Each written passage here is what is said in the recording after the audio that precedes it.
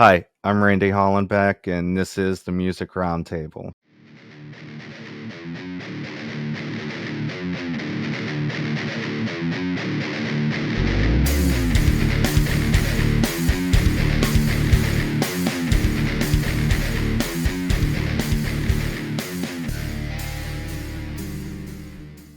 Today on the show, we have Nick and Edward from folk rock group The Living Street. Hey, Randy. Hey, what's up? I'll build you up, you build me better. We drove down south looking for better weather. And if you need a hand, you know I'll be standing next to you.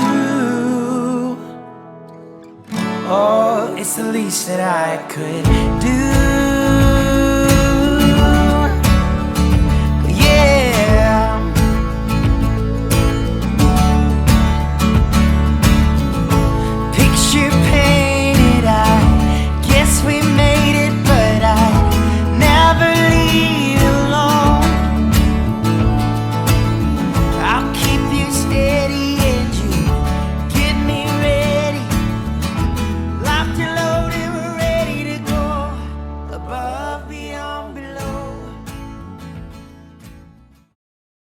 I wanted to dig into some of your history. When did you get into music? What age? And when did you start playing guitar and playing bass?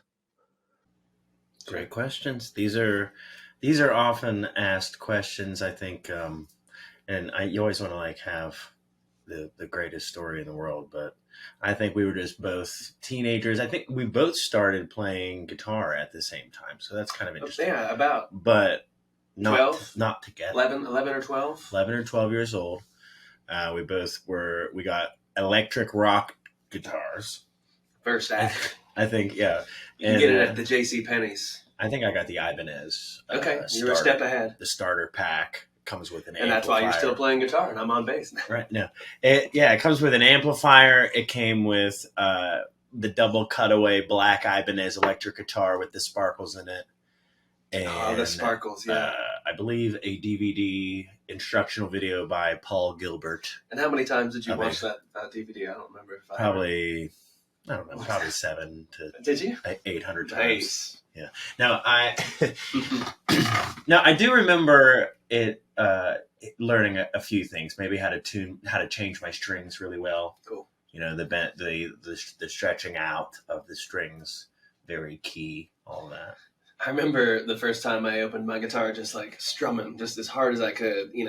Just open string. I couldn't even play a chord yet. I just making noise. I just wanted to. Yeah, I just remember having that. Just craving. Wanting to have a guitar and make some sound with it. Yeah, I think I did Took a couple years. Yes, just sliding. Just around. doing the old sliding up and down. But yeah, we're not too much better now. We've been playing for 15 to. I think it's over 15 years. It's over 15 now. Yeah. So we're masters. Growing up from that standard, I guess. Did you guys take any lessons? Here and there, yeah. Not in the formal sense where we went somewhere weekly and had a teacher, but this guy here taught just little bits of wisdom on the guitar. That once you figure out this one idea that somebody tells you, then it all clicks, and then you can start. Basically, all you have to do is practice. You understand how to play. You just have to execute, I suppose. I had some traditional lessons. I don't remember if it was every week, maybe it was every other week, but I didn't always practice. Excuse me, as much as I was supposed to, and I didn't always have my guitar in tune. But I had a really sweet old lady, Genevieve. She taught me for a few months, just until I got some of the basics. Just holding the guitar and stuff like that. Nice. Timing, keeping the beat with your foot and stuff like that. He still has very impeccable timing over me, so I guess Genevieve really got to hold it down. That was good that she got you those basics, and you do have great form too. You know what? She had a really cool hat too. So if there's an extra thing I learned that you want to throw out from Genevieve, guitar lessons is get a good hat. Get a good hat. Have a good hat. Mine's from Conneaut Lake, Pennsylvania. I don't know if you've ever been there, but she had one of those cool ones. I don't even the one you're looking for. I don't know what they're called. like a what? Kind Like of a top hat, but not like. Oh yeah, Not a like a fedora, top hat, a but top not hat. so much Abe Lincoln. More, Exactly. a little more dialed back. Yeah. But like not so much. Like that's a little too much height. We'll talk more about later. Can you tell me some of your musical influences?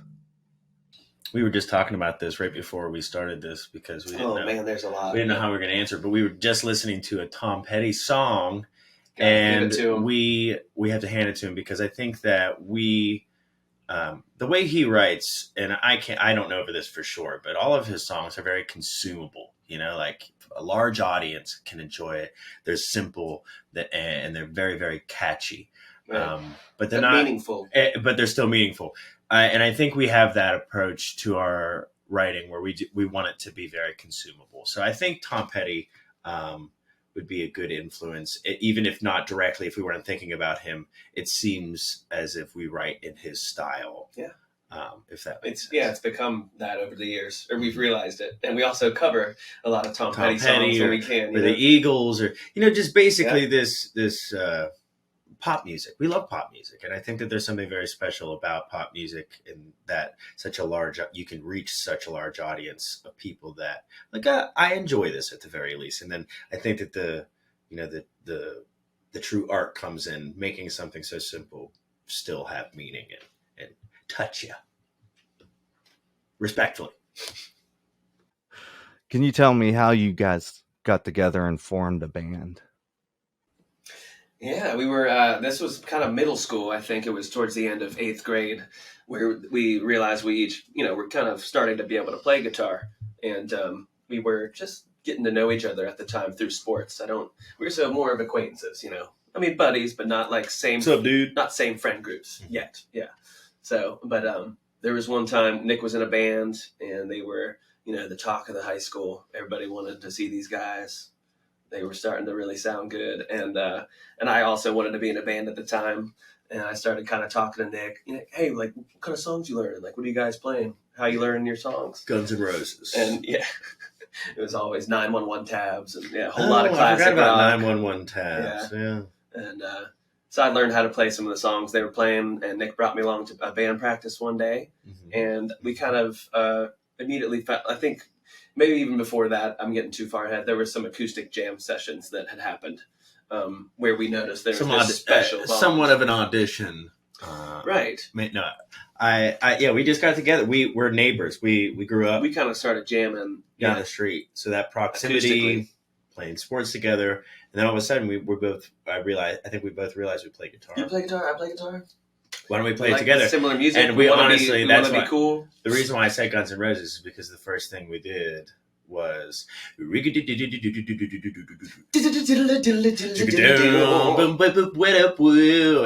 that, and that's a good riff. Welcome to the Jungle. Yeah, because both guitar players get to do something fun.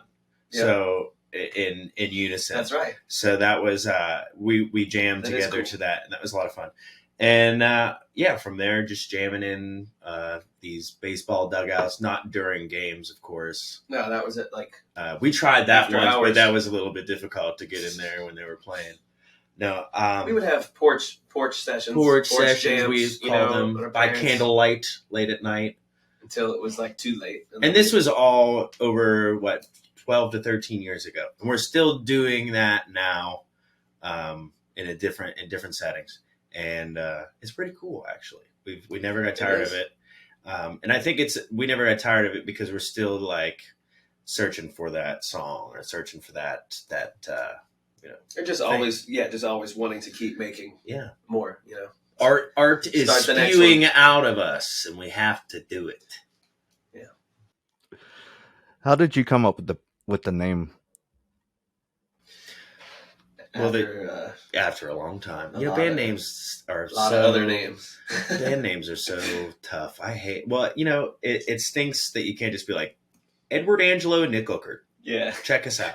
But Nick and Edward. That was Hall and Oates. They did do that, and then it just became Hall and Oates. Whatever. Yeah, I get it. And it is just two of us. But I think eventually we wanted to be able to add other people, and whenever our recorded music has other instrumentation in it, so I think that we didn't want to just be one and two, or two people, whatever.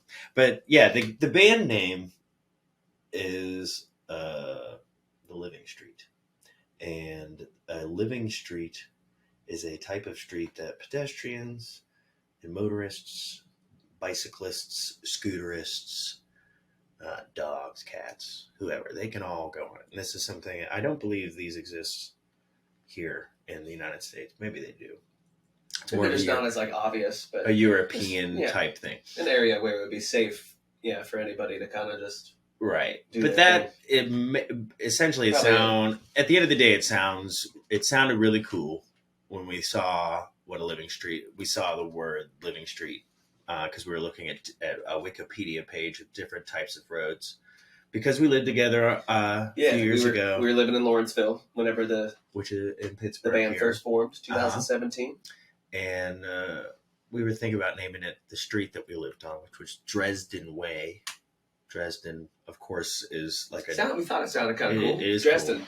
But I think it's like a German town that was bombed during World War II. There was a bombing. So I don't know if we wanted that association.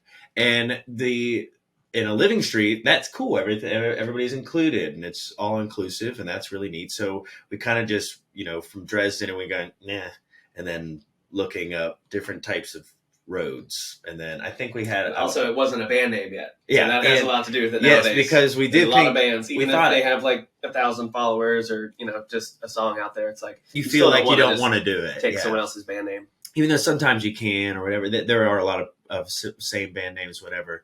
But like we wanted to find something that hadn't been used yet, so there was a span of about 6 months of text messages back and forth of hey, this is cool. Really cool. This what do you is think? cool, and then we I like it, but I found a few bands that already have it. There's an '80s pop band who had a hit. It's like it's a process. Yeah, we were patient. We didn't we were rush waiting it until the right one came, and we would know it when we heard it. And it took one other person to kind of make sure that that's cool. They were like, yeah, that's cool. Yeah. And I'm really happy with it. I think it's a cool name. What city is your band based out of? Pittsburgh, Pennsylvania. Black and gold. We're going with Pittsburgh. And we are users. It's always been Pittsburgh, which is pretty cool. We have Pittsburgh in our 5 years in our blood. We've traveled quite a good bit, so we do have roots other places now. Mm-hmm. Sometimes when we travel roots. around, it literally feels like we're just like going to another home, to another one of our hometowns. Hey, that brings up a good point, because we did write a song called Home is on the Road, because we spend so much time traveling. Even though we do love Pittsburgh, love this city, it's my favorite. But we have a lot of close seconds and a lot of families that we would, or people that we consider family and actual family. Yeah.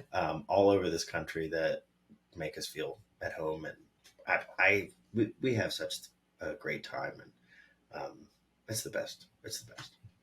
So yeah, based in Pittsburgh, but you might see us a lot of other places. Yeah. Our home is on the road. Cue music.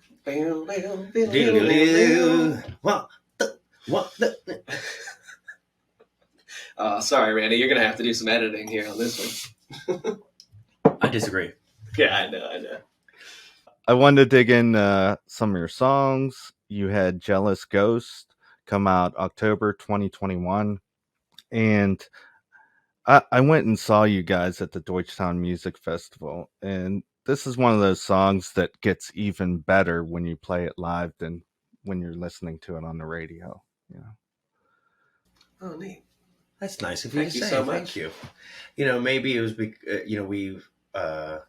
been playing a lot since we recorded. That's true. Yeah, so I think maybe our chops are just up, and the energy from the crowd. We love performing live. A lot of people they love recording music, and that's awesome. And or some people like making videos or this or that. Whatever. We thrive when we're surrounded by groups of people. Staring at us and giving us their undivided attention and validation. Whatever. Yeah, but sure. No, the energy, there is a true energy out there, and it's like taking a drug, which we don't do.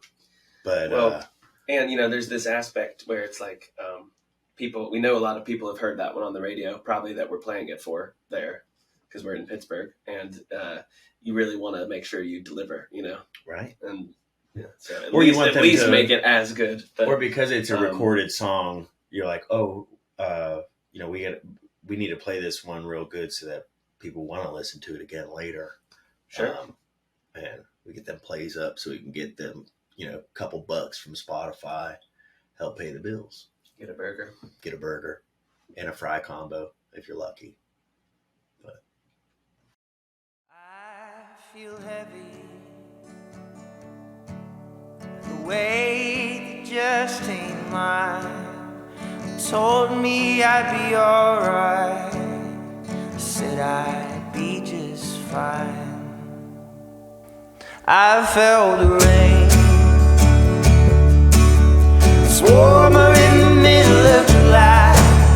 Said I'm gonna be alright.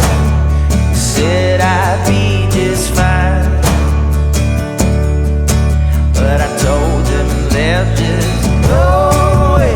We'll never come back to the old days. It's getting in the way and I just can't think of anything but jealous ghosts. Still they haunt my home.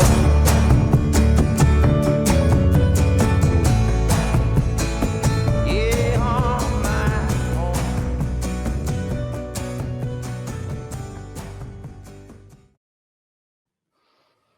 Like you guys got like that chemistry, and it's maybe it's you guys playing more looser when you're playing live and in zone.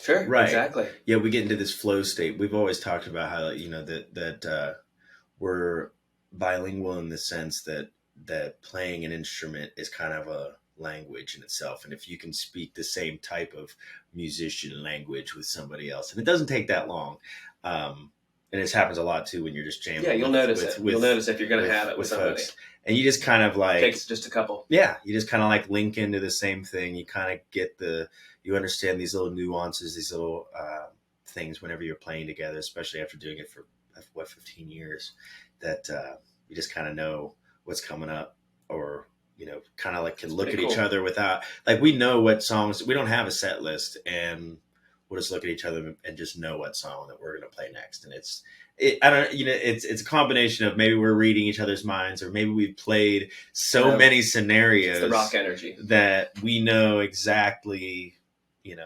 This scenario calls for this song, and because we've done it that many times. We played probably 1,000 live gigs, 3 hours plus. We love it. We love playing.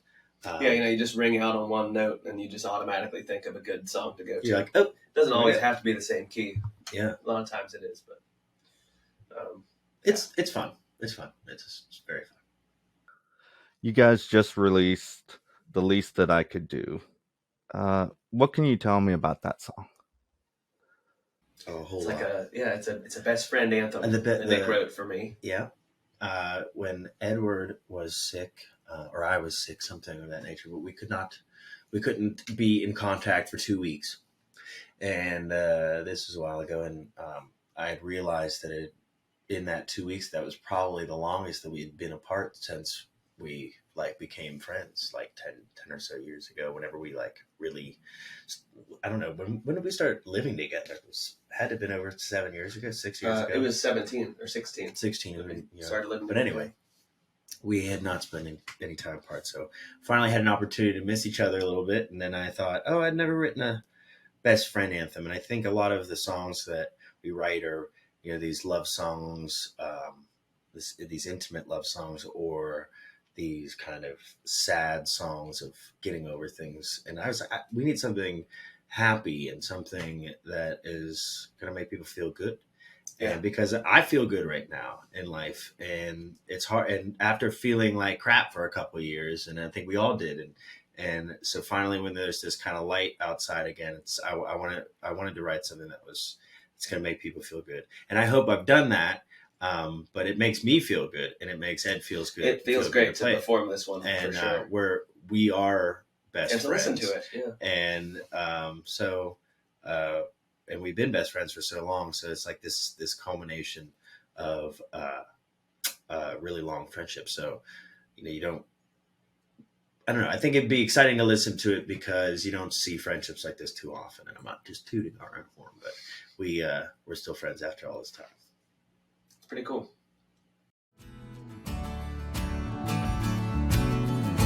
Mile high tumbling, cable low nights, plugging in and out of you. Neon city, but you break down. What a pity. I'd rather break the rules running around the world with you. Yeah, I'll build you up. You build me better. We drove down south looking for better weather. And if you need a hand, you know I'll be standing next to you. Oh, it's the least that I could do.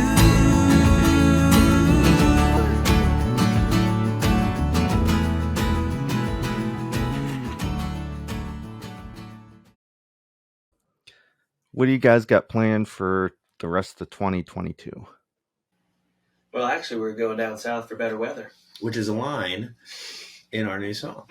And because we do it so often, Ed and I, we consider ourselves snowbirds.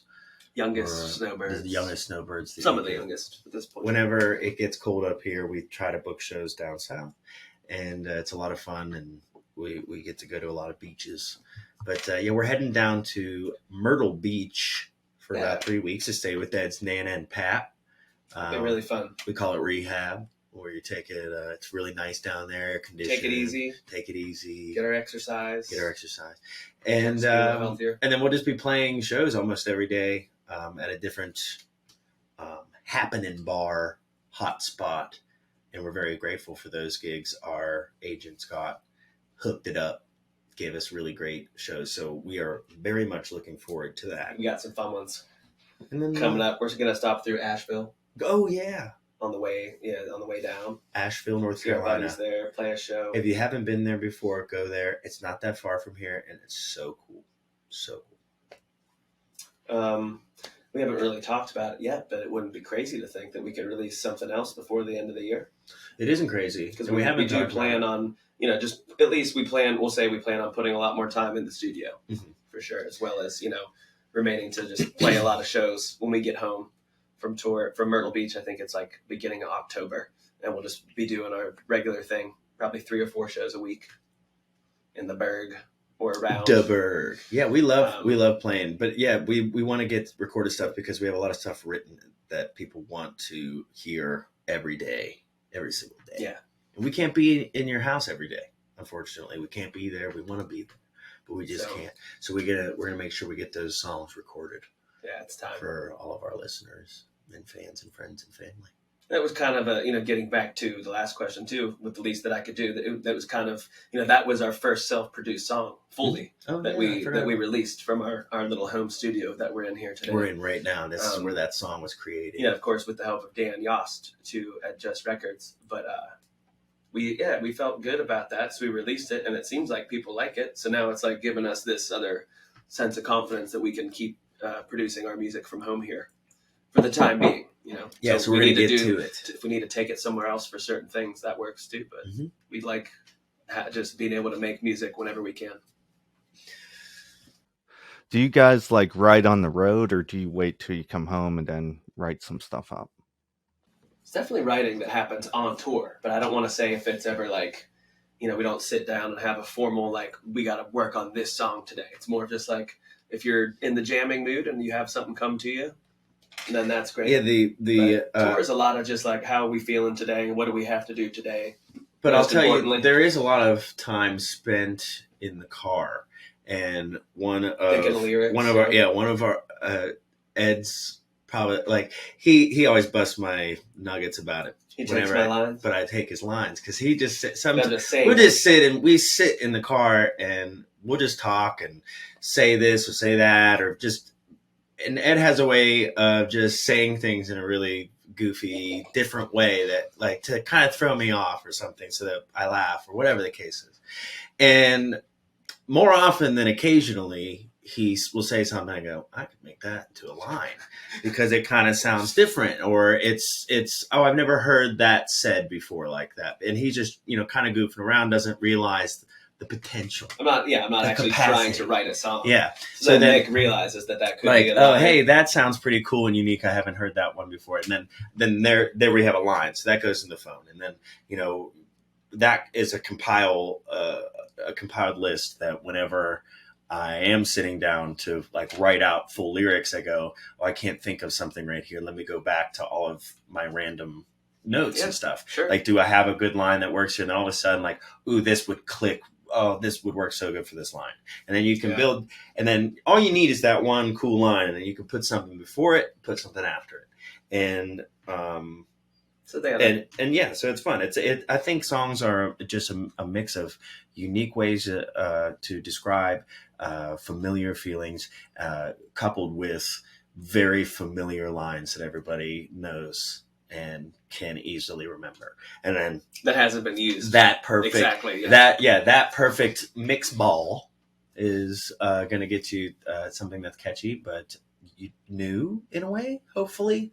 And then, I don't know, I guess try to throw something unexpected in it, but not in a way that detracts from how good the song is. I don't know. Nobody knows the secret. And if they did, maybe it'd be easier. Yeah.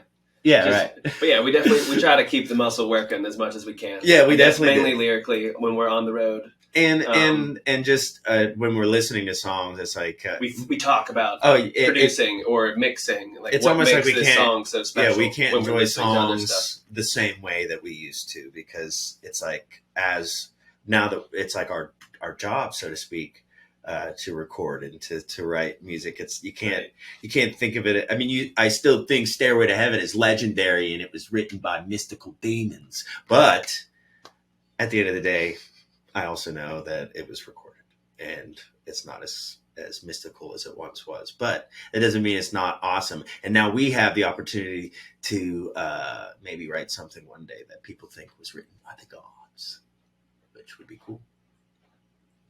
How can we get a hold of you guys? Facebook, Instagram, Twitter? Facebook and Instagram, we kind of we post and like on Instagram or on Facebook, and then it goes to the other one. So it's like Equa. And then as far as for following, but if you actually want to reach out to us for booking or something like that, you can do that on our website, thelivingstreet.com. Or our email, we are thelivingstreet@gmail.com. And or you can have our personal addresses and credit card information. Now, the first number is, but I think that's, and thelivingstreet.com has a bunch of other stuff on it too. Yeah, you can find everything. There's an actual booking form. Our email address is there. Our whole team. You can look at a lot of different stuff. Our press page. Mm-hmm. Yeah. That's all the questions I have. Thanks for coming on the show today. Is there anything else you'd like to add? Yeah. So we were seeing this. It's so awesome. You've done this 80 some times. You have this kind of special data in your head of musicians and how they answer questions. And now my question is, how did we answer comparatively to some of your other previous ones? Were our answers unique, or should we give this up because we sound like everybody else? No, everybody's unique in their own way. I just, I throw out the question and they just answer it and I let them talk, Yeah. Cool. That's awesome. Yeah, I'm. Well, thanks so much for having us. Yeah, and, thanks, Reddy. Congrats on having such a long-running series already. It's cool.